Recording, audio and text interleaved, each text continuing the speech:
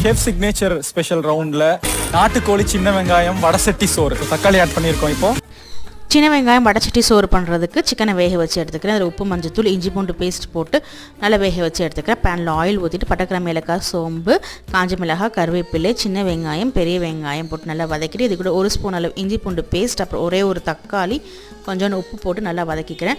மசாலாவுக்கு வந்து 2 ஸ்பூன் மிளகாத்தூள் 1 ஸ்பூன் மல்லித்தூள் 1/2 ஸ்பூன் அளவு ஜீரகத்தூள் 1/2 ஸ்பூன் அளவு மிளகுத்தூள் 1/2 ஸ்பூன் கரம் மசாலா கொஞ்சோண்டு மஞ்சத்தூள் போட்டு நல்லா வதக்கிக்கிட்டு வேக வச்சிருக்க சிக்கனை மட்டும் சேர்த்து நல்லா ஒரு 5 நிமிஷம் நல்லா மிக்ஸ் பண்ணி விட்டுக்கிறேன். 5 நிமிஷம் கழிச்சு அந்த ஸ்டாக் ஊற்றிக்கிறேன். சிக்கன் ஸ்டாக் ஊற்றி ஒரு 10 நிமிஷம் கொதிக்க வச்சோம்னா சிக்கன் கிரேவி ரெடி ஆகிடுச்சு.